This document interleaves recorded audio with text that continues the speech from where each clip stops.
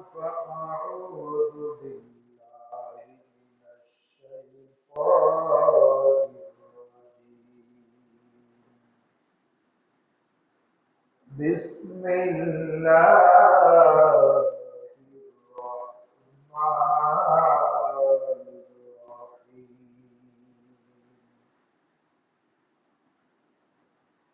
إنما يعمر مساجد الله من آمن بالله واليوم الآخر. إنما يعمر مساجد الله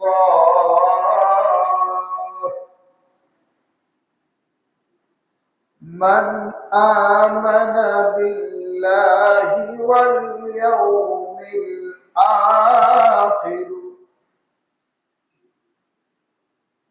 وأقام الصلاة وآتى الزكاة ولم يخش إلا الله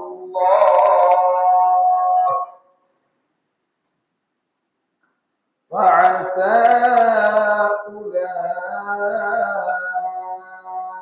أولئك أن يكونوا من المهتدين. صدق الله العظيم.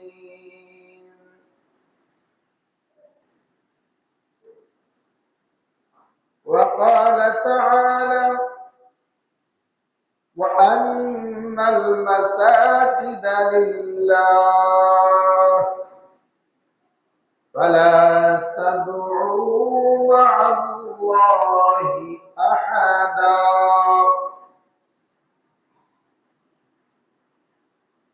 وقال رسول الله صلى الله عليه وسلم: من بنى لله مسجدا بنى الله له بيتا في الجنة.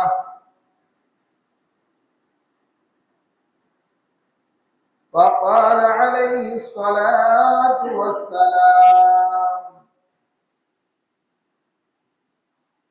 أحب البلاد إلى الله مساجدها وأبغض البلاد إلى الله أسواقها.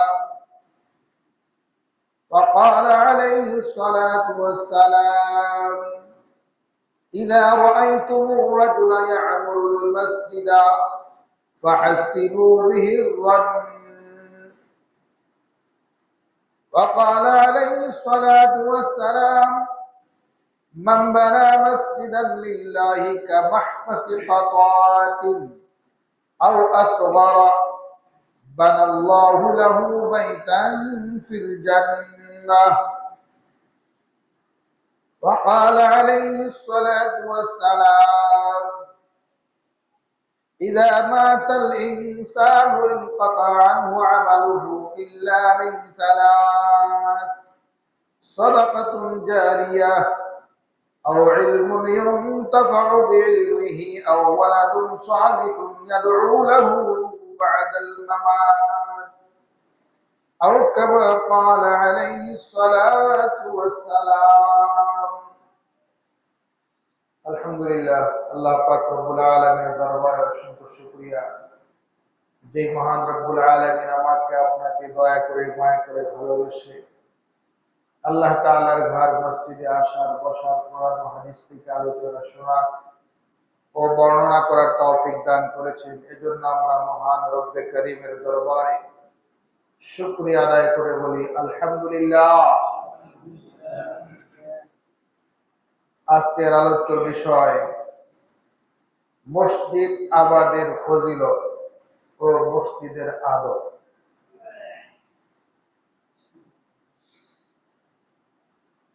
মসজিদ মুসলমানদের জন্য খুবই গুরুত্বপূর্ণ একটা জায়গা। এই মসজিদের দায়িত্ব কারা গ্রহণ করবে সেটা আল্লাহ পাক রব্বুল আলামিন কোরআনুল কারীমের মধ্যে বলে দিয়েছে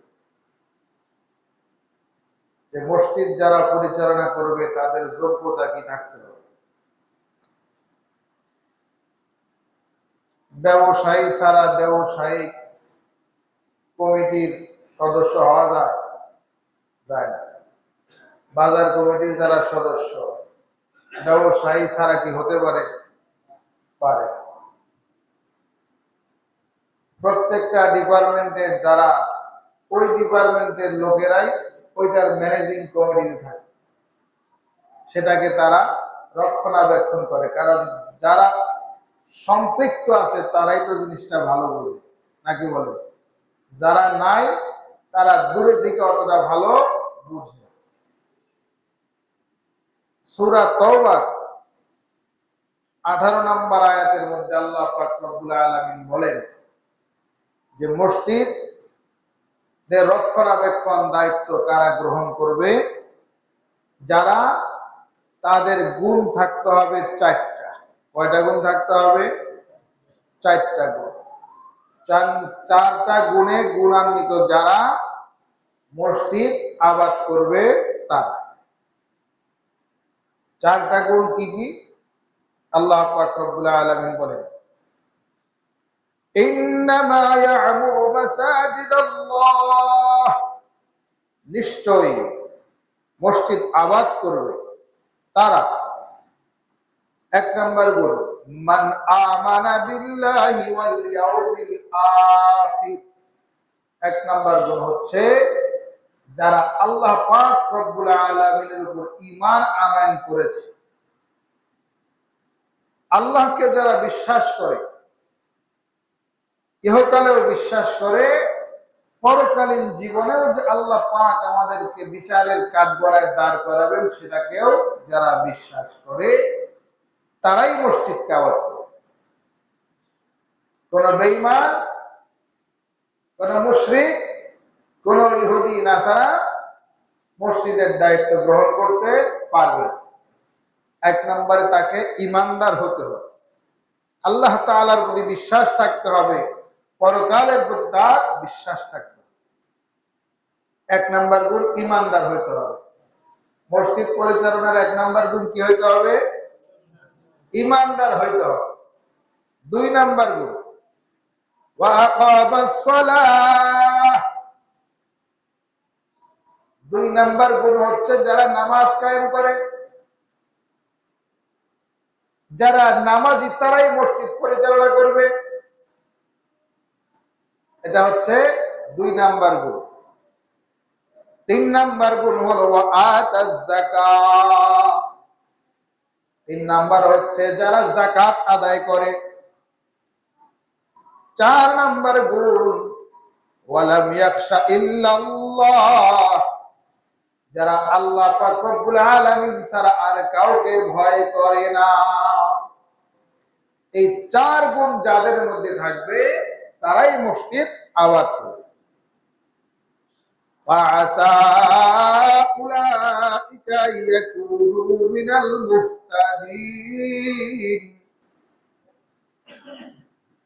এই 4 গুণ সম্পূর্ণ মানুষ যখন মসজিদের দায়িত্ব গ্রহণ করবে, অতি দ্রুত এই মসজিদের মহল্লাবাসীর লোকগুলা হেদায়েত প্রাপ্ত হয়ে যাবে। বলেন সুবহানাল্লাহ।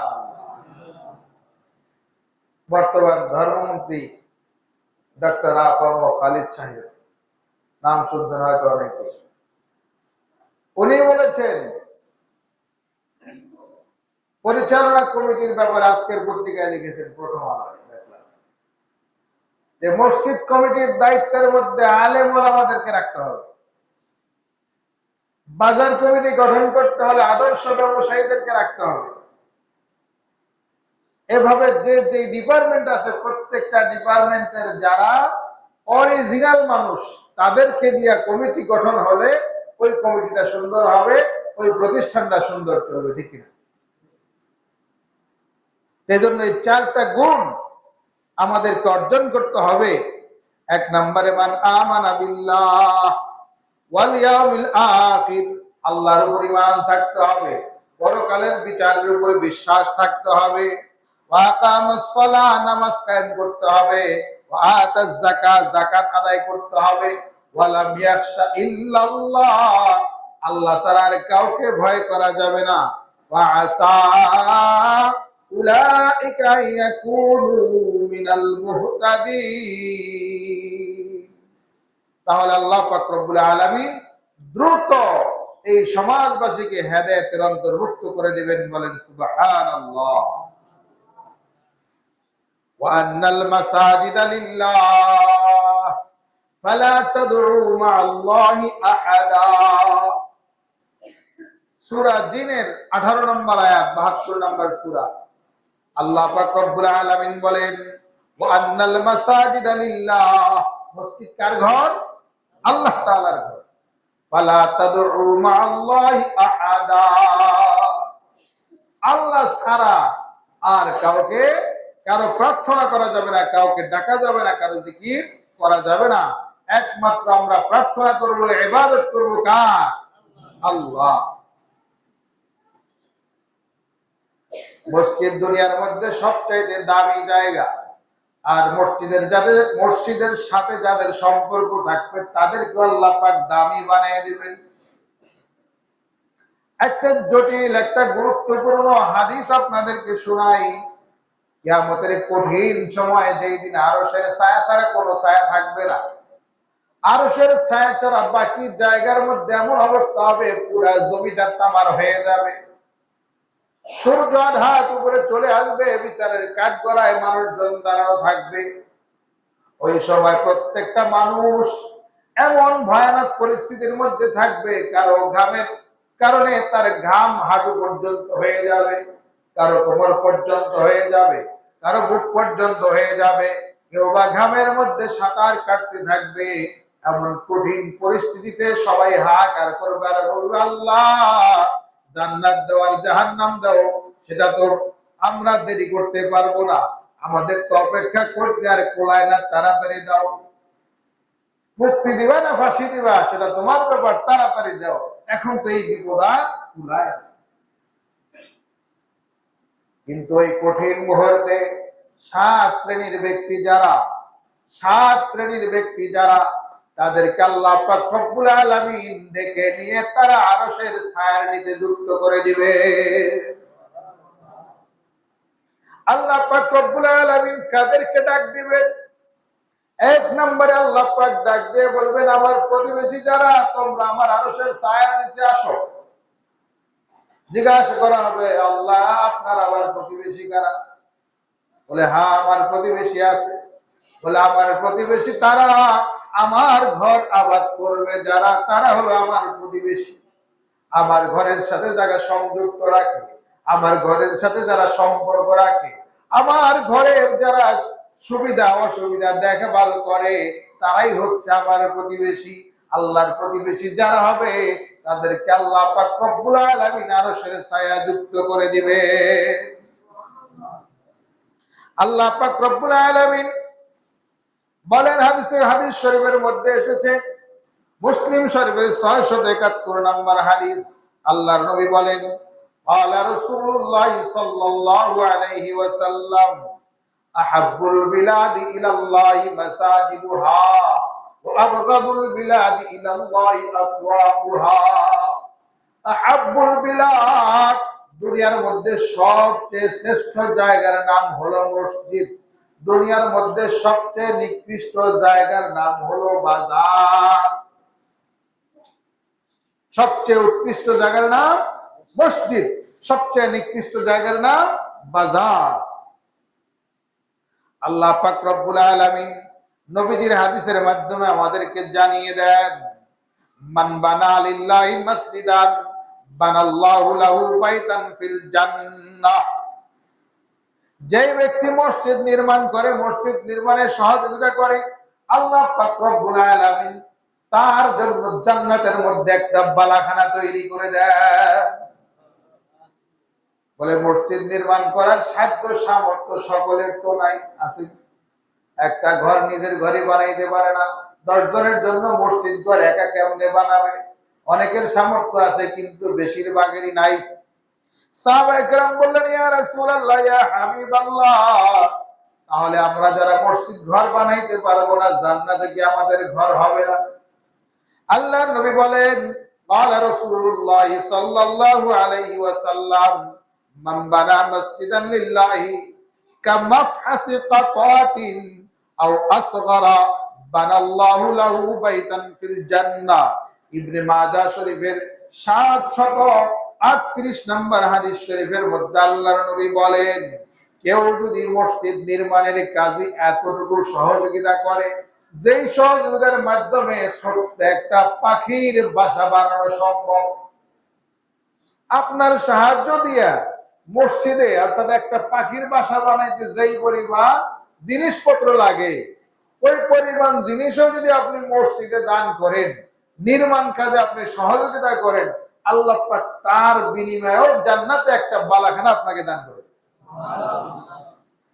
আল্লাহ পাক রব্বুল আলামিন রহমান, তিনি কাউকে খালি হাতে ফেরত দিবেন না। আল্লাহ পাক রব্বুল আলামিন আল্লাহর নবীর হাদিস শরীফের মধ্যে আমাদেরকে জানায় দেন, তাফসিরে কুরতুবির মধ্যে আছে, ক্বালা রাসূলুল্লাহ সাল্লাল্লাহু আলাইহি ওয়াসাল্লাম, ইযা রাআইতুমুর রাজুলা ইয়ামুরুল মাসজিদা ফাহাসিনু বিহি যান্না। আল্লাহর নবী কত সুন্দর হাদিস বলেছেন, ইযা রাআইতুমুর রাজুলা ইয়ামুরুল মাসজিদা, যখন তোমরা দেখবে কোন ব্যক্তিকে ইয়ামুরুল মাসজিদা, মসজিদ আবাদ করে, মসজিদের সাহায্য সহযোগিতা করে, মসজিদের মধ্যে নামাজে চলে আসে, নামাজ পড়ে মসজিদকে আবাদ করে। মসজিদ আবাদ কয়েক ভাবে হইতে পারে। এক নাম্বার, মসজিদে এসে নামাজ আদায়ের মাধ্যমে মসজিদ আবাদ হয়। মসজিদে এসে কোরআন শরীফ শিখলেন, মসজিদ আবাদ হয়। কোরআন শরীফ তেলাওয়াত করলে মসজিদ আবাদ হয়। মসজিদে জিকির করলে এটাও মসজিদ আবাদ হয়। ধর্মীয় কাজ যদি মসজিদের মধ্যে করা হয়, সেগুলাও মসজিদ আবাদের অন্তর্ভুক্ত। যেমন নাকি ইতিকাফের মধ্যে বসা, নফল নামাজ পড়া, এগুলা কাজও হচ্ছে মসজিদ আবাদের মধ্যে শামিল। যে ব্যক্তি মসজিদ আবাদের সাথে জড়িত, আল্লাহর নবী বলেন, ফাআসিনু বিজান, তার প্রতি তোমরা ভালো ধারণা রাখো, তার প্রতি ভালো ধারণা রাখো। ওই ব্যক্তি ঈমানদার, কাল কিয়ামতের কঠিন ময়দানে যখন বিপদের সম্মুখীন হবে, মসজিদ তার পক্ষে সাক্ষী দিবে, সে আমাকে আবাদ করছে, আল্লাহ এই ব্যক্তিকে জান্নাতে না দিলে আমি জান্নাতে যাব না। মসজিদের সুপারিশ আমরা চাই কি চাই না? মসজিদের সুপারিশ যদি আমরা চাই, তাহলে মসজিদ আবাদ করতে হবে, মসজিদে আসতে হবে, মসজিদে নামাজ পড়তে হবে, জিকির আজকার করতে হবে, মসজিদ পরিষ্কার পরিচ্ছন্ন রাখতে হবে। আল্লাহর নবী বলেছেন, তোমরা সব সময় মসজিদকে পরিষ্কার পরিচ্ছন্ন রাখো। শুধু পরিষ্কার পরিচ্ছন্ন নয়, শুক্রবারের ব্যাপারে আল্লাহর নবীর বিধান আছে, মসজিদকে যেমন পবিত্র এবং পরিষ্কার রাখবে, তথাপি মসজিদকে তোমরা সুগন্ধিময় করে দাও। মসজিদকে সুগন্ধি যুক্ত করার কথাও আল্লাহর নবী বলেছেন। আমরা হারাম শরীফের মধ্যে গেলে দেখবো, বা সৌদি আরবে আমি দেখছি অনেক মসজিদের মধ্যে একটা সাইড থাকে, যে ওই সাইডের মধ্যে সুগন্ধি জ্বালায়। আপনার ওই যে বিভিন্ন ধরনের কাঠের গুঁড়ার মতো দেখছি পাওয়া যায় এক ধরনেরই, ওগুলা কর্নারের মধ্যে ধূপ যেরকম আমরা জ্বালাই, ওরকম এক কোনায় জ্বালাইলে আপনার ওইটার গ্রামে পুরো মসজিদ আলোকিত থাকে। আমাদের বাংলাদেশে এমন সিস্টেম নাই, তবে আমাদেরকেও মসজিদে অন্তত শুক্রবার দিন যাতে মৌম গ্রাম থাকে, মসজিদ সুগ্রাণ হয়, সুন্দর হয়, মসজিদে আসলেই যেন ভালো লাগে, এমন ব্যবস্থা করা আমাদেরও উচিত, আমাদেরও করা দরকার। আল্লাহ নবী আমাদেরকে বলে গিয়েছেন, আজকে আমরা মসজিদের মধ্যে আসলে এই সুগন্ধিটা আমরা মসজিদে পাই না। অথচ দেখবেন হিন্দুদের যে সমস্ত কি আছে, বিভিন্ন গির্জা আছে খ্রিস্টানদের, ওখানে ভিতরে গেলে দেখবেন তাদের ওখানে সবসময় আগরবাতি, মোমবাতি, ধূপ বিভিন্ন জ্বালায় তারা একটা সুগন্ধির পরিবেশ বানিয়ে রাখছে। যারা বিভিন্ন গির্জায় গেছেন দেখবেন, আছে কিনা নাই, তারা হয়তো তাদের বিধান মতো বানাইছে ধূপ দিয়া। ধূপটা আমাদের কাছে গন্ধ, সেটা আমরা দিব না, কিন্তু তারা সেখানে কি দিচ্ছে, আগরবাতি দিতেছে, তারা সেখানে অন্য কিছু দিয়াও এরকম ভাবে তাদের ওইটা একটা আলাদা একটা আলোক উজ্জ্বল করে। আমরা সেটা দিব না, আমরা দেব ইসলামিক ভাবে যেটা আমাদের সাথে যায়। যেমন আমরা ভালো আতর, তারপর আমরা যেটা আপনার ভালো খুশবু দেয়, এরকম আমরা ব্যবস্থা রাখতে পারি। আম্বর, আম্বর একটা আতরের মতো আছে, পাওয়া যায়। এটা কি হয়, এটা যদি আপনি ঘষা দেন তো এই ওয়ালে ঘষা রাখলে এখান থেকে সুঘ্রাণ বেরোয়। এরকম কিছু জিনিস পাওয়া যায়। আল্লাহ নবী বলেছেন তোমরা মসজিদকে পবিত্রতা পরিচ্ছন্নতার পাশাপাশি তোমরা সুগন্ধি যুক্ত করে দাও। আল্লাহ নবী আরো বলেন কিয়ামতের কঠিন যখন মুহূর্ত হবে, আরশের ছায়ার নিচে আল্লাহ 7 ব্যক্তিকে আশ্রয় দিবেন। কয় ব্যক্তিকে আশ্রয় দিবে? 7 ব্যক্তি। দেখেন তো আমি আর আপনি এই 7 ব্যক্তির মধ্যে পড়ি কিনা একটাবার আপনাদেরকে শোনায় দেই এবং নিজেরা মনে রাখি। বুখারী শরীফের 660 নম্বর হাদিস, عن ابي هريره رضي الله تعالى عنه عن النبي صلى الله عليه وسلم قال سبعة يظلهم الله في ظله يوم لا ظل الا ظله। আল্লাহর নবী বলেন, হযরত আবু হুরায়রা রাদিয়াল্লাহু তাআলা আনহু থেকে বর্ণিত, সাবআতুন ইউযিল্লুহুমুল্লাহু ফি যিল্লিহি ইয়াওমা লা যিল্লা ইল্লা যিল্লুহু। যেই দিন কিয়ামতের যেই মুহূর্তে আরশের ছায়া ছাড়া কোনো ছায়া থাকবে না, ওই আরশের ছায়ার মধ্যে আল্লাহ পাক রব্বুল আলামিন 7 শ্রেণীর ব্যক্তিকে আশ্রয় দিবেন। তার মধ্যে 1 নম্বর হচ্ছে আল ইমামুল আদিল। ইমামুল আদিল অর্থাৎ ইনসাফগার বাদশা, ইনসাফগার নেতা, ইনসাফগার লিডার, ইনসাফগার যিনি আপনার কি আছে কর্তা ব্যক্তি আছেন, ইনসাফগার যিনি নেতা আছেন, ইনসাফগার বাদশা অর্থাৎ ন্যায়পরায়ণ বাদশা যিনি হবেন। আমরা আমাদের প্রত্যেক ফ্যামিলিতে এক একজনে এক একটার বাদশাহী নিয়ে আমরা আছি। আপনার কেউ বাদশাহী ছাড়া না, আপনার অধিভুক্তের মধ্যে আপনি যদি ইনসাফগার ইনসাফ কায়েম করতে পারেন, আপনিও ন্যায় বিচারক শাসকের মধ্যে গণ্য হবেন। 1 নম্বরে আল্লাহর আরশের নিচে ছায়া পাবে ন্যায় বিচারক বাদশা, ন্যায় বিচারক নেতা। বলেন সুবহানাল্লাহ। 1 নম্বরে কি? ন্যায় বিচারক নেতা। বাদশা বললে অনেকের একটু মানে মনে মনে আশঙ্কা হয়, আমি মনে হয় বাদ পড়ে গেলাম, কারণ আমি তো আর বাদশা না। আপনাকেও তো একটা বাদশাহী দেওয়া হয়েছে, আপনার 3.5 হাত বডির বাদশাহী আপনাকে দেওয়া হয়েছে। কখন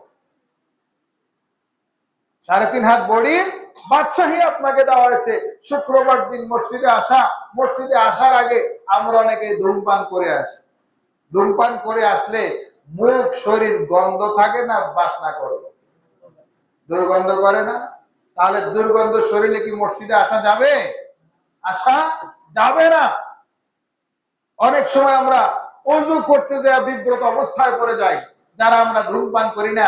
পাশের 2 ব্যক্তি যদি ধূমপায়িত হয় আর মাঝখানের চেয়ারে যদি আপনি বসে ওযু করেন, দেখবেন যে আপনার কেমন কেমন একটা গন্ধ আসছে। ওদিক থেকে কুলি করতেছে তাও গন্ধ, ওদিক থেকে ফু দিতেছে তাও গন্ধ, শরীর থেকে একটা গন্ধ ছড়াইতেছে, দুর্গন্ধ। এই দুর্গন্ধ থেকে আমাদেরকে বেঁচে থাকতে হবে। কারণ আল্লাহ নবী কি বলেছেন যে তোমরা পেঁয়াজ খায়া রসুন খেয়ে তোমরা মসজিদে প্রবেশ করিও না, কারণ পেঁয়াজ রসুন খাওয়ার পরে একটা দুর্গন্ধযুক্ত মুখ থেকে আসে, ঘ্রাণ আসে। এতটুকু যদি নিষেধ হয়, মসজিদে কেরোসিন জ্বালাইতে নিষেধ করা হয়েছে, কারণ কেরোসিনের মধ্যেও দুর্গন্ধ আছে। যার কারণে আমরা হারিকেন না জ্বালায়া, আমরা হেজাক না জ্বালায়া, আমরা মশাল না জ্বালায়া আমরা কি জ্বালাইতাম মসজিদে? মোমবাতি। কারণ মোমবাতিতে দুর্গন্ধ নাই। এখন তো আর মোমবাতি লাগে না, আল্লাহ পাক আধুনিক বানিয়ে দিয়েছে। আমরা এখন যে লাইট আছে এটা কোনো দুর্গন্ধ নাই। এজন্য ভাইয়ের আমার, বন্ধুরা আমার, 1 নম্বরে মসজিদে আসার আদব হচ্ছে মসজিদের মধ্যে মুখের মধ্যে কোনো দুর্গন্ধ থাকা যাবে না, শরীরের মধ্যে কোনো দুর্গন্ধ থাকা যাবে না। দুর্গন্ধ মুক্ত হয়ে আমরা মসজিদের মধ্যে আসবো। যেই ব্যক্তি বাড়ি থেকে মসজিদের দিকে আসে, তার প্রত্যেকটা কদমে কদমে এক একটা গুনাহ আল্লাহ মাফ করে দেন। প্রত্যেকটা কদমে কদমে তার পদমর্যাদা বাড়িয়ে দেওয়া হয় এবং কি তার প্রত্যেকটা কদমে কদমে তার আমলনামা একটা করে নেকি লিখে দেওয়া হয়।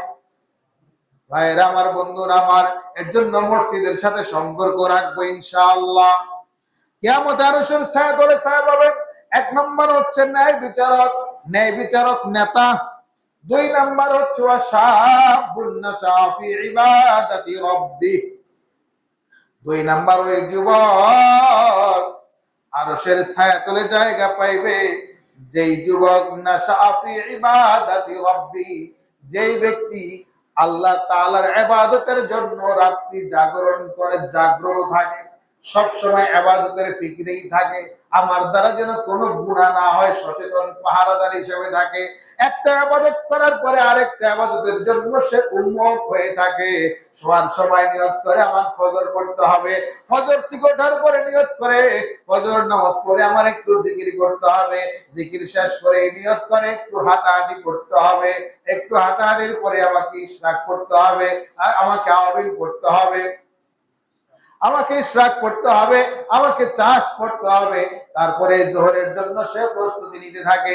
যখন জোহরের আজান হবে, জোহরের আজান হলে নামাজ পড়বে, খানা খেয়ে আবার তার মধ্যে প্রস্তুতি থাকে, আমি আবার আসরের নামাজ পড়বো, আসরের পরে মাগরিবের জন্য তার আকাঙ্ক্ষা থাকে, মনের মধ্যে একটার পরে ইবাদতের জন্য তার আকাঙ্ক্ষা লালায়িত থাকে। শাআবুন নাশা ফি ইবাদাতি রাব্বি, আল্লাহর ইবাদতের জন্য যে ব্যক্তি প্রস্তুত থাকে, যে ব্যক্তি সদা জাগ্রত থাকে, ওই ব্যক্তিকে আল্লাহ পাক রব্বুল আলামিন ওই যে সূর্যের আলোর মধ্যে ছেড়ে দিবে না, আরশের ছায়াতলে তাকে জায়গা করে দিবে। 3 নম্বরে আল্লাহ নবী বলেন, ওয়ারাজুলুন কলবুহু মুআল্লাকুন ফিল মাসাজিদ। 3 নম্বর ওই যুবক, 3 নম্বর ওই ব্যক্তি আরশের ছায়াতলে জায়গা পাবে, কলবুহু মুআল্লাকুন বিল মাসাজিদ, যে ব্যক্তিটা মসজিদের সাথে আটকানো থাকে, মসজিদের সাথে ঝুলানো থাকে। অন্তর আবার মসজিদের সামনে ঝুলায় কেন? প্রশ্ন আসতে পারে, এখানে আসছে মুআল্লাকুন ফিল মাসাজিদ, মসজিদের সাথে যার হৃদয় লটকানো থাকে, ঝুলানো থাকে, লাগানো থাকে, ওই ব্যক্তি আরশের ছায়ার নিচে যুক্ত হবে, ছায়াদার হবে। মসজিদের সাথে তার অন্তর যুক্ত হওয়ার কারণ হচ্ছে সে আজান দিলে আর বাড়িতে থাকতে পারে না, তার মসজিদের দিকে সে ছুটে আসে। সাধারণ ঝড় বৃষ্টি উপেক্ষা করে না, যদি যতক্ষণ পর্যন্ত সাদা থাকবে, নিরাপত্তা থাকবে, ততক্ষণ পর্যন্ত সে মসজিদে না আসলে দিলের মধ্যে স্বস্তি পায় না, আরাম পায় না। এমন কিছু মুসল্লি আছেন, ঝড় বৃষ্টি যতই থাক, যদি দেখে যে যাওয়ার ব্যবস্থা আছে কোন রকম, উনি আর বাড়িতে থাকতে পারে না, কোন রকম ছাতি নিয়ে, এরকম ভাবে গামছা নিয়ে, লুঙ্গি নিয়ে, যেভাবে হোক উনি তাড়াতাড়ি মসজিদের মধ্যে ছুটে আসলেই যেন আরাম পায়। মসজিদের মধ্যে এসে দেখে ফ্যানটা ঠিক নাই, লাইটটা ঠিক নেই, অজুখানা ঠিক নেই, অথবা কোথাও নোংরা হয়ে আছে, ওই ব্যক্তি আর ঠিক থাকতে পারে না, সাথে সাথে সেগুলো মেরামতের ব্যবস্থা করে, সাথে সাথে সেগুলো পরিষ্কারের ব্যবস্থা করে, ঠিক থাকতে পারে না, কারণ তার সাথে মসজিদের সাথে তার অন্তরটা লাগানো আছে, যুক্ত আছে। ভাইয়ের আমার, বন্ধুরা আমার, মসজিদ পরিষ্কার করলে কত বেশি সওয়াব। যদি কোনো কারণে কোনোভাবে কোন মুসল্লির গায়ে থেকে একটা চুল, একটা পশম মসজিদের মধ্যে পড়ে গিয়েছে, কারণ একটা মসজিদের মধ্যে পশম পরে মসজিদের জায়গাটা নোংরা হয়েছে, ধুলাবালিও লাগে নাই, শুধু একটা পশম পড়ছে, একটা চুল পড়ছে। চুল পরে না অনেক সময়, দাড়ি কাটে, দাড়ি পরে, চুল টানে, চুল পরে। আপনারা দাড়ি চুল পড়লে মসজিদে ফালাবেন না, পকেটে রেখে দিবেন, বাহির নিয়ে ফেলে দিবেন। যদি ভুলবশত কারো দাড়ি বা চুল মসজিদের মধ্যে পড়ে যায়, আর যদি কোন হৃদয়বান ব্যক্তি ওই চুলটাকে উঠাইয়া বাহিরে ফেলে দেয়, একটা রাস্তার মধ্যে একটা গাধা মরে পচে গলে আছে, ওই গাধা পরিষ্কার করে দিলে মানুষের হাঁটা চলাচলের জন্য যদি পরিষ্কার করে দেয়, যে পরিমাণ সওয়াব হবে, মসজিদ থেকে একটা চুল যদি পরিষ্কার করে, আল্লাহ পাক রব্বুল আলামিন তার আমলনামায় তার চেয়ে বেশি সওয়াব দান করবে। মসজিদ পরিষ্কার করবো তো আমরা ইনশাআল্লাহ, নাকি শুধু মুয়াজ্জিনকে ডাকবো? হ্যাঁ, যার সামনে ময়লা পড়বে তিনি নিজে পরিষ্কার করবেন। আল্লাহর ঘরের কাজ নিজে করেন, যত বেশি পরিষ্কার করবেন আপনার দিল তত বেশি পরিষ্কার হবে। মসজিদ পরিষ্কার করবেন, অন্তর পরিষ্কার হবে। মসজিদ পরিষ্কার করবেন, আপনার ব্রেন পরিষ্কার হবে। অভিযোগ করবেন, আপনার ব্রেনের মধ্যে ময়লা জমবে, অন্তরের মধ্যে ময়লা জমবে। কাজে আমরা আমাদের অন্তর আর ব্রেন পরিষ্কার রাখতে চাই না নোংরা রাখতে চাই? পরিষ্কার রাখতে চাই না আমরা? তাহলে আজকে থেকে কোথাও যদি ময়লা থাকে নিজেরা পরিষ্কার করবো তো ইনশাআল্লাহ। আরেকটা কথা না বললেই নয়, মসজিদ যেগুলা নোংরা হয়, এগুলা কি অন্য গ্রামের মানুষ এসে নোংরা করে না আমরাই করি? অজু করার সময় আপনি পান খেয়ে আসছেন, আসার পরে ঠিক করে মেরে দিলেন, আপনার ওয়ালটা নোংরা হয়ে গেল। অজুটা করে আপনি চলে গেলেন, পরের ব্যক্তি এসে ওই টেবিলে ওই চেয়ারে বসে অজু করতে স্বাচ্ছন্দ্য বোধ করে না? খারাপ লাগে না? খারাপ লাগে। আপনি যে নোংরা করে গেলেন, আপনি মসজিদ নোংরা, আপনি মানে একটা চুল সরাইলে যদি একটা গাধা, পচা গাধা যদি পরিষ্কার করার সব পাওয়া যায়, আপনি যে পানের পিক ফলে নোংরা করলেন, তাহলে গুণাটাও আপনার ওইরকম হবে। কাজে আপনার পানের পিক, আপনার কপকাশি থুতু আপনি নিজে পরিষ্কার করবেন। আপনি বাথরুমে গিয়েছেন, আপনি নোংরা করে চলে আসছেন, কেন? ওখানে কি পানি নাই? এখন তো আর দূরে থেকে টিউবওয়েল দিয়ে পানি আনতে হয় না। আপনি ওখান থেকে 2 বদনার জায়গায় 5 বদনা পানি নেন, 5 মিনিট দেরি করেন, পরিষ্কার পরিচ্ছন্ন করেন, যেন আপনার পরের ব্যক্তি এসে কোনো নোংরা না পায়। করা যাবে না ইনশাআল্লাহ? মসজিদের টিস্যুর বক্স, বালতি দেওয়া আছে, টিস্যুর বাক্স দেওয়া আছে, সেখানে না ফেলে আপনি বাইরে ফেলে দিলেন। আপনি ওই যে মরা গাদা ফেলাইলেন, মসজিদের মধ্যে আপনি মরা গাদা ফেলাইলেন পরিষ্কার না করে। কাজে আপনার টিস্যুটা আপনি জায়গা মতো ফেলান। আপনি বাইরে থেকে ধুলা পায়ে আপনি এসে মসজিদে ঠকঠক করে ঢুকলেন, ঢোকার পরে আপনি যেই জায়গায় পাড়া দিচ্ছেন ওই জায়গায় দাগ লেগে গেছে। এরকম হয় কি হয় না? আপনার জরুরত আসতে পেশাব পায়খানা করে আবার হুট হুট করে চলে গেলেন, পরের ব্যক্তি নামাজে আসে দেখে সব সব দাগ। আপনি মসজিদে মরা গাধা ফেলাইলেন। কাজে আপনার মতো কুলাঙ্গারের মসজিদের আসার দরকার নাই। যদি পারেন, আপনার যে কয়টা পায়ের দাগ মসজিদে লাগছে, সোপ লাগছে, নিজে পরিষ্কার করবেন। যদি পানি না পান, জিহ্বা দিয়ে চাইটা পরিষ্কার করবেন। কারণ এই মসজিদ আল্লাহর ঘর, এটাকে যত সম্মান করবেন তত সম্মান আপনি পাবেন। কাজে এই মসজিদ, একটু কড়া কথা বলে ফেললাম, রাগ করছেন আপনারা? আচ্ছা, খুব কষ্ট লাগে আমার যখন দেখি যে আপনার ওই যে এই স্যাপকাস ফলায় রাখছে অজুখানার মধ্যে, পানি নাই, আপনি মেসওয়াক করে মেসওয়াক রেখে গেছেন, এখানে আরেকজন এসে পরিষ্কার করতে হচ্ছে। কাজে এসব ব্যাপারে আমরা সচেতন হব ইনশাআল্লাহ।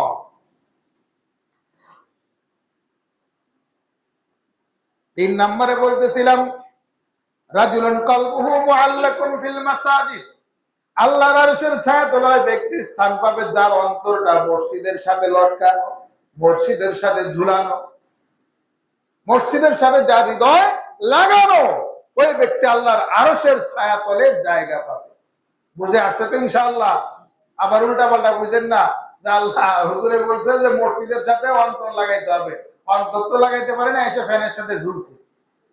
বাপ মার সাথে রাগ করে সবার এই কাম করেন না। আল্লাহু আকবার। আল্লাহ আমাদেরকে বুঝার তৌফিক দান করুন। অর্থাৎ আপনার হৃদয়টা মসজিদের প্রতি মহব্বত থাকবে, ভালোবাসা থাকবে। মসজিদের একটা নোংরা হলে আপনার হৃদয়ে কষ্ট লাগবে, মসজিদ পরিষ্কার করলে আপনার মনে ভালো লাগবে। তার মানে মসজিদের সাথে আপনার হৃদয় ঝুলানো আছে, লাগানো আছে, লটকানো আছে। 4 নম্বর ব্যক্তি আরশের ছায়াতলে জায়গা পাবে। খুবই গুরুত্বপূর্ণ কথা, খুব খেয়াল করে শুনবেন। আল্লাহর নবী বলেন, ওয়ারাজুলানি তাহাব্বা ফিল্লাহ ইজতামা আলাইহি ওয়া তাফাররাকা আলাইহি। ওই 2 ব্যক্তি আরশের ছায়াতলে জায়গা পাবে, যেই 2 ব্যক্তি পরস্পরকে আল্লাহর জন্য ভালোবাসে এবং পরস্পরকে আল্লাহর জন্য ঘৃণা করে। অর্থাৎ মানুষকে ভালোবাসবো আল্লাহর জন্য, আবার মানুষকে ঘৃণা করব আল্লাহর জন্য। আল্লাহর জন্য যদি কাউকে ভালোবাসেন, আরশের ছায়াতলে জায়গা পাবেন। আল্লাহর জন্য যদি কাউকে ঘৃণা করেন, আরশের ছায়াতলে জায়গা পাবেন। বলে আল্লাহর জন্য ভালোবাসা তো বুঝলাম, মানুষকে মহব্বত করা, কিন্তু মানুষকে ঘৃণা করা, এটা আবার সওয়াবের কাজ কিভাবে হয়? হ্যাঁ ভাই, ঘৃণা করলেও মাঝে মধ্যে সওয়াবের কাজ হয়। আপনি এমন ব্যক্তির সাথে সম্পর্ক রাখবেন না যেই ব্যক্তি আপনার কুফরির সাথে যুক্ত, যেই ব্যক্তি সরাসরি সুদের সাথে যুক্ত, যেই ব্যক্তি সরাসরি জিনা বা বিচারের সাথে যুক্ত, যেই ব্যক্তি হারাম মদ্যপানের সাথে যুক্ত, যেই ব্যক্তি মদ গাঁজা জুয়ার সাথে যুক্ত, ওই ব্যক্তির সাথে যদি আপনি মহব্বত রাখেন, ভালোবাসা রাখেন, আজকে হয়তো আপনি ভালো আছেন, 2 দিন পরে আস্তে আস্তে আপনি ওই রকম খারাপ হয়ে যাওয়ার সম্ভাবনা আছে কিনা? আছে না? তাহলে ওই ব্যক্তি থেকে দূরে থাকা, ওই ব্যক্তির সাথে একটু ঘৃণা পোষণ করে দূরে থাকা, এটা হচ্ছে সওয়াবের কাজ। যে ব্যক্তি খারাপ, যার মন মানসিকতা খারাপ, যার কথা বলার মধ্যে মিথ্যা, খালি মিথ্যা, যার অন্তরের মধ্যে খালি পেঁয়াজ আর পেঁয়াজ, এরকম লোকের সাথে দূরে থাকবেন। এগুলা থেকে আপনি মনে মনে ঘৃণা করবেন। যদি এরকম যদি বন্ধু থেকে আপনি দূরে থাকেন, ঘৃণা করেন, ওই ব্যক্তি আরশের ছায়ার তলে জায়গা পাবে। 5 নম্বরে আল্লাহর নবী বলেন, ওয়ারাজুলুন তালাবাতুহু ইমরাআতু যাতু মানসিবিন ওয়া জামালিন ফাকালা ইন্নী আখাফুল্লাহ। খুবই গুরুত্বপূর্ণ একটা হাদিস আপনাদেরকে শোনাই। আল্লাহর নবী বলেছেন, যদি কোন নারী, যেই নারী দেখতে খুব সুন্দর, উচ্চ বংশের নারী, ভালো বংশের নারী, আপনার দেখতে খুবই সুন্দর, খুবই স্মার্ট, এমন কোন স্মার্ট নারীও যদি আপনাকে ডাকে, আপনার যুবক, টকবগে যুবক, হ্যান্ডসাম যুবক, অনেক যুবতীরা আপনার জন্য পাগল হতে পারে, অনেক বৌজিরা আপনার জন্য পাগল হতে পারে, অনেক মানুষ খারাপ বাসনা চরিতার্থ করার জন্য আপনার প্রেমে পড়তে পারে। কারণ আপনি যদি এরকম ভাবে টল ফিগার, আপনি খারাপ মন মানসিকতার কিন্তু স্মার্ট যুবক, স্মার্ট ছেলে স্মার্ট মেয়ের প্রেমে পড়ে, বেশিরভাগ পড়ে কিনা। এরকম কোন খপ্পরে পড়ে আপনি বাসায় লজিং থাকেন, আপনার কোথাও জাগির থাকেন, কোথাও টিউশনি করেন, প্রাইভেট পড়ান, কোন বাড়িতে ঘন ঘন দাওয়াত খান, কোন কারণে আপনার কোন নারীর সাথে কি হয়ে গেল, একটা ভালো লাগা, ভালোবাসা হয়ে গেল, আর উনি কি করলো, আপনাকে খারাপ কাজের দিকে ডাকলো, খারাপ কাজের দিকে ডাকলো, আপনি কি করলেন, ফাকালা ইন্নী আখাফুল্লাহ, আপনি বলে দিলেন, না না বোন, আমি পারবো না, আমি তোমার খারাপ কাজে ডাকে সাড়া দিতে পারবো না, আমি আল্লাহ তাআলাকে ভয় করি। যদি আপনি নিজে ওই খারাপ জায়গা থেকে ফিরে আসতে পারেন, আর যদি বলেন আমি আল্লাহ তাআলাকে ভয় করি, তুমি আল্লাহকে ভয় করো, আমি এই খারাপ কাজে রাজি না, এই কাজটুকু যদি আপনি করতে পারেন, ওই মুহূর্তে আল্লাহ রাব্বুল আলামিন বলেন, কিয়ামতের কঠিন মুহূর্তে আমি তাকে বিপদে না ফেলে আমার আরশের ছায়ায় তাকে স্থান দেব। বলেন সুবহানাল্লাহ। জান্নাতে যাওয়ার জন্য বেশি কিছু না। এক ঘটনা দেখছি, এরকম শুনেছি, এরকম এক ব্যক্তি, এক নারী ওই যুবককে ডাকছে খারাপ কাজে। এখন ওই নারী থেকে তার ছোটারও কায়দা নেই, এরকম একটা পেঁচে পড়ে গেছে। তো উনি দেখলো যে এখন এখান থেকে তো বাঁচতেও পারবো না, উপায় করি। উনি চলে গেছে বাথরুমে, যাওয়ার পরে বাথরুম সারার পরে আপনার কি করছে, এই পায়খানা সে একবারে গুইলা তার শরীরে মাখাইছে, মাখাইয়ে আপনার বের হয়েছে। তো যত আকাঙ্ক্ষাই থাক না কেন, শরীরে যদি আপনার পায়খানা নোংরা থাকে, তারে কি আর তখন কাছে টানবে কেউ? এরপরে সিসি করে আপনার তারে তাড়াই দিচ্ছে। তো উনি চলে আসছে, চলে আসার পরে উনি গোসল করে আপনার এরকম ভাবে মানুষের মধ্যে যে বসছে, বসার পরে আল্লাহ পাকের কুদরত দেখেন, সবাই বলতেছে, কিরে কি আতর দিছস, কি পারফিউম লাগাইতেছে, এত গ্রান আসতেছে। আমি তো কোনো আতর খুশবু লাগাইনি। কয় না, আমরা আতরের গ্রানে এত সুন্দর গ্রান আসতেছে, আমরা মাতোয়ারা হয়ে দিতেছি। আমি কোনো গ্রান লাগাইনি, আমি কোনো আতর লাগাই নাই, আমি আল্লাহর একটা বিধান পালন করেছি মাত্র, আমি গুনাহ থেকে নিজেকে ছুটাইয়া আমি সওয়াবের গ্রান লাগাইছি, যার কারণে আল্লাহ পাক রব্বুল আলামিন আমার হৃদয়টাকে এত পবিত্র করে দিয়েছেন। সেই হৃদয়ের পবিত্রতা কারণে আমার প্রত্যেকটা পশমের গোড়া থেকে ঘামের গন্ধ নয়, আল্লাহ পাক মেশকে আম্বরের ঘ্রাণ ছড়াইয়া দিয়েছে। বলেন সুবহানাল্লাহ। মাঝে মধ্যে দেখা যায় আল্লাহর ওলিদের কবর থেকে সুঘ্রাণ। কিছুদিন আগে চট্টগ্রামের মুফতি ফয়জুল্লাহ রহমাতুল্লাহ আলাইহি, ওনার কবর থেকে একবার গ্রাণ বের হওয়া শুরু হয়েছে। এত গ্রাণ বের হয়েছে, কবরের মাটি পর্যন্ত গ্রাণ হয়ে গেছে। মানুষ যায় কবরের মাটি আনা শুরু করছে। এক সময় এমন হয়েছে আপনার পুরা বাঁশ দিয়া ব্যারিকেড দেওয়া হয়েছে, তারপরেও মানুষ কবরের মাটি নিয়ে যাচ্ছে। তখন প্রশাসন দিয়া আপনার ঘিরান দিয়ে আপনার সেটাকে প্রতিহত করেছে। এরপরে কিছুদিন পরে বন্ধ হয়ে গেছে। মাঝে মধ্যে দেখায় যে কামের লোক মারা গেছে, তার কবর থেকে মাটি পর্যন্ত গ্রাণ হয়ে গেছে। তো আপনি যদি পাপ থেকে বেঁচে যান, আল্লাহ কি আপনার অন্তরকে সুগ্রাণ করে দিবে না? অবশ্যই দিবে।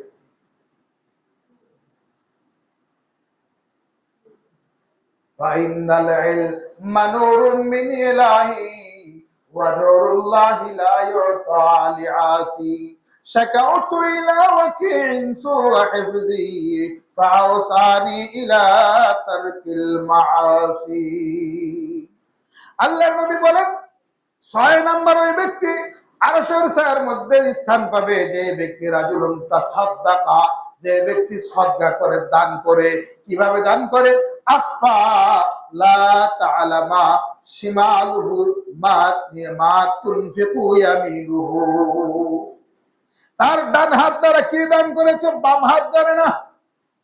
এমন গোপনে দান করেছে, কারো সুনামের জন্য দান করে নাই, কাউকে দেখানোর জন্য দান করে নাই। বর্তমানে অনেকেই তো আমরা দেখানোর জন্য দান করি, অনেকেই সুনামের জন্য দান করে, কিন্তু সুনামের জন্য নয়, দেখানোর জন্য নয়, আল্লাহ তাআলাকে রাজি আর খুশি করার জন্য গোপনে দান করেছে। এমন গোপনে দানকারী ব্যক্তিও আল্লাহ তাআলার আরশে ছায়া পাবেন, বলেন সুবহানাল্লাহ। 7 নম্বরে আল্লাহর নবী বলেন, ওয়ারাজুলুন যাকারাল্লাহা খালিয়ান ফাফাযাত আইনা। ওয়ারাজুলুন যাকারাল্লাহা, ওই যুবক, ওই ব্যক্তি আল্লাহর আরশের ছায়াতলে স্থান পাবে। যাকারাল্লাহ খালিয়ান, যে ব্যক্তি নীরবে নিভৃতে নির্জনে বসে আল্লাহ তাআলার জিকির করে, আল্লাহ তাআলাকে ডাকে, আল্লাহ তাআলার কাছে প্রার্থনা করে, আল্লাহ তাআলার কাছে দোয়া করে, এমন ভাবে দোয়া করে ফাফাদাত আইনা, তার চোখের পানিগুলো প্রবাহমান হয়ে যায়, অর্থাৎ চোখের পানি গড়ে গড়ে নিচের দিকে পড়ে। যদি কোনো ব্যক্তি গোপনে এমন ভাবে নীরবে নিভৃতে আপনার কাঁদতে পারে, দোয়া করতে পারে, জিকির করতে পারে, আল্লাহ পাক রব্বুল আলামিন ওই ব্যক্তিকে আরশের ছায়াতলে স্থান করে দিবেন, বলেন সুবহানাল্লাহ। আয়ের আমার বন্ধুরা আমার, দুনিয়া থেকে আমরা সকলে চলে যাব, কেউ আমরা থাকবো না। আমাদের আগের পুরুষগুলাও থাকে নাই, আমরাও থাকবো না, আমাদের পরবর্তী প্রজন্ম থাকবে না, কিন্তু দুনিয়াতে আমার আপনার জন্য থাকবে শুধু নেক আমল। এজন্য আল্লাহর নবী বলেন, ইদা মাতাল ইনসান ইনকাতা আনহু আমালুহু ইল্লা মিন সালাস, সাদাকাতুন জারিয়াতুন আও ইলমুন ইনতাফা বিইলমিহি আও ওয়ালাদুন সালিহুন ইয়াদউ লাহু। যখন মানুষ মারা যায়, তার জন্য 3টা কাজ সবচেয়ে চলমান থাকে, বিদ্যমান থাকে, তার কবরে সওয়াবের দ্বারা পৌঁছে থাকে। 1 নাম্বার হচ্ছে সদকায়ে জারিয়া, 2 নাম্বার হচ্ছে উপকারী ইলম, যে ইলম আপনি দুনিয়ার মধ্যে রেখে গিয়েছেন, যে ইলমের দ্বারা মানুষ উপকৃত হচ্ছে। আওয়ালাদুন সালিহুন, অথবা আপনি যদি নেক সন্তান, ভালো সন্তান রেখে যেতে পারেন, যেই সন্তান আপনার মৃত্যুর পরে আপনার জন্য দোয়া করবে। এই 3টা হচ্ছে সদকায়ে জারিয়া। আপনি ভালো কাজ করে গেলেন, সদকায়ে জারিয়া, নেক সন্তান রেখে গেলেন, সদকায়ে জারিয়া, কাউকে ভালো উপদেশ দান করলেন, ভালো কিছু শিখিয়ে গেলেন, তিনি আরেকজনকে শিখাইলেন, তিনি আরেকজনকে শিখাইলেন। এভাবে যদি আপনার কোনো কথার দ্বারা কেউ উপকৃত হতে থাকে, তাহলে এই সদকায়ে জারিয়া গুলো আপনি কবরে শুয়ে থাকবেন, আর কবরে শুয়ে শুয়ে দেখবেন আপনার সওয়াবের ভান্ডার বিশাল হচ্ছে। এজন্য এই সদকায়ে জারিয়া গুলো আমরা চেষ্টা করবো ইনশাআল্লাহ। আরেকটা কথা বলতে চাই, মসজিদ আল্লাহ তাআলার ঘর। মসজিদ কার ঘর? আল্লাহ তাআলার ঘর। দুনিয়ার মধ্যে সবচেয়ে শ্রেষ্ঠ ঘর, দামি জায়গা হলো মসজিদ। এই দামি জায়গা মসজিদ, এই মসজিদের সবকিছুই দামি হয়। কিন্তু আমি আপনি আজকে মসজিদের সাথে যুক্ত আছি, কালকে নাও থাকতে পারি, ঠিক কিনা? আজকে হয়তো কমিটিতে আছি, কালকে নাও থাকতে পারি, ঠিক কিনা? রাষ্ট্রের অবস্থায় দেখলাম এতদিনের রাজত্ব হুট করে চলে গেছে কিনা?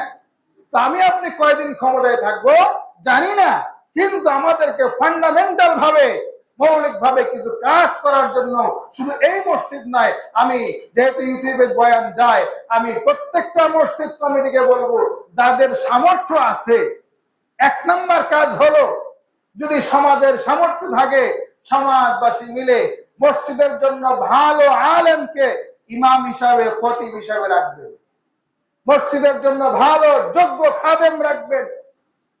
এক্ষেত্রে দেখা যায় আমরা অনেক জায়গায় কি করি, আমরা শুধু টাকা বাঁচাই। কেন টাকা বাঁচাই? আমরা নরমাল একটা রাখি, আজান দিতে পারলেই হলো, শুদ্ধ অশুদ্ধর দরকার নাই, নামাজ পড়াইতে পারলেই হলো, শুদ্ধ অশুদ্ধর দরকার নাই। খতিব হিসাবে আমরা রাখি যে সুর কণ্ঠ ভালো থাকলেই হলো, উনি সব বিষয়ে ইসলামিক দিক নির্দেশনা দিতে পারে কিনা সেই বিষয়ে আমাদের খবর নাই, শুধু রাখলেই হলো। বোঝা মিল দিয়ে মসজিদ নিয়ে আমাদের মাথা ব্যথা নাই, কারণ ওই যে একটু ভালো রাখতে গেলে বেতন বেশি দেওয়া লাগবে। এইখানে আমি বলবো, সারা বাংলাদেশের সবাইকে বলবো, যারা কমিটিতে আছেন, আপনারা সর্বোচ্চ কোয়ালিটি সম্পন্ন লোককে আপনারা মসজিদের আসনে বসেন। 2 নাম্বার হচ্ছে, আপনারা সমাজের মধ্যে বড় বড় কুরবানি দেন। আপনাদের যিনি নেতা, জান্নাতে যার উসিলে আপনারা যাবেন, যার পিছনে পিছনে যাবেন, যে আপনাদেরকে নেতৃত্ব দিয়ে টেনে নিয়ে যাবে, তার কুরবানির গরুকে থাকবো 7 ভাগের 1 ভাগ। আপনারা 350 ঘর 500 ঘর মানুষ, ইমাম সাহেবের কুরবানি তো হবে 2 লাখ টাকা দেবেন একা। কারণ সবাই মিলে যদি নেতা হয়, সবাই মিলে বেশি করে দিবেন, যাতে ইমাম সাহেব সবার উপরেই নেতা থাকে, আর্থিক ভাবে নেতা থাকে, ধর্মীয় ভাবে নেতা থাকে। এটা আমি সকলকে বলতে চাই। 2 নাম্বার, মসজিদে আমরা আসি আধা ঘন্টার জন্য, 10 মিনিটের জন্য, আমাদের কিসের দরকার পড়ে? টাইলসের দরকার পড়ে, আমাদের ফ্যানের দরকার পড়ে, আমাদের জেনারেটরের দরকার পড়ে, আমাদের এসির দরকার পড়ে। এসির ব্যবস্থা অনেক মসজিদে আছে কিনা? কিন্তু দেখা যায় ইমাম সাহেব, যিনি মসজিদের কাজের দায়িত্বে, ইমাম সাহেব, মুয়াজ্জিন সাহেব, খতিব সাহেব, ওনারা 24 ঘন্টা ফিকির করতেছেন, ওনাদের রুম থেকে সিঁড়ির নিচে, ওনাদের রুম থেকে গাছতলায় বাসতলায়, ওনাদের রুম থেকে পুরান টিনের ছাউনির নিচে। বিভিন্ন মসজিদে আপনাদের ভালো আছে, কেন থাকবে? আপনারা চেষ্টা করবেন প্রত্যেকটা মসজিদের যারা খতিব, ইমাম, মুয়াজ্জিন, খাদেম, প্রত্যেকের জন্য এক একটা কোয়ার্টার সিস্টেম করতে। যদি জায়গা থাকে, সামর্থ্য থাকে, প্রত্যেকটা একটা করে কোয়ার্টার দিয়ে দিবে। মসজিদে আপনারা যদি 10 মিনিটের মুসল্লি হয়ে এসি লাগাইতে পারেন, ইমাম সাহেব 24 ঘন্টা থাকবে, কেন লাগাবেন না? তার রুমে একটা করে এসি লাগাই দিবে। আজকে সেই ইমাম আছে, কালকে আরেকজন আসবে। আজকে আমার কথা আমি বলতেছি না। এজন্য আমাদের মাইন্ডটাকে, মনটাকে বড় বানাইতে হবে। রাজি আছি তো ইনশাআল্লাহ? আমি সমস্ত বাংলাদেশের মসজিদ কমিটিকে বলতে চাই, আপনারা দিলটাকে উদার করেন। আপনার পকেটের টাকা দিয়ে আপনি লক্ষ মসজিদের ইমাম সাহেবের বেতন দিবেন না, 10 জনে মিলে দিবেন। 10 জনে মিলে যদি কোটি কোটি টাকার কাজ মসজিদে প্রতি বছর হতে পারে, 10 জনে মিলে কেন 1 কোটি টাকার কাজ করলে ইমাম সাহেবের রুম এসি পর্যন্ত হয়ে যায়, সেটা কেন করবেন না? এটা করাই আপনাদের নৈতিক দায়িত্ব। আমি আশা রাখবো সারা বাংলাদেশের সমস্ত কমিটিকে, আপনাদের যার যার সামর্থ্য অনুযায়ী, আপনাদের যিনি জান্নাত এবং জান্নাতের যিনি নেতা, যার নেতার পিছনে আপনারা যাবেন, যিনি আপনাদের দায়িত্বশীল ধর্মীয়, তাকে সর্বোচ্চ সম্মান দিন, সর্বোচ্চ সকল সুবিধা দিন। আল্লাহ পাক রব্বুল আলামিন আমাদের সকলকেই জানার এবং মানার আমল করার তৌফিক দান করেন। সকলে বলেন আমিন। ওয়া আখিরু দাওয়ানা আলহামদুলিল্লাহি রাব্বিল আলামিন। আমরা যারা সুন্নাত পড়ে নেই,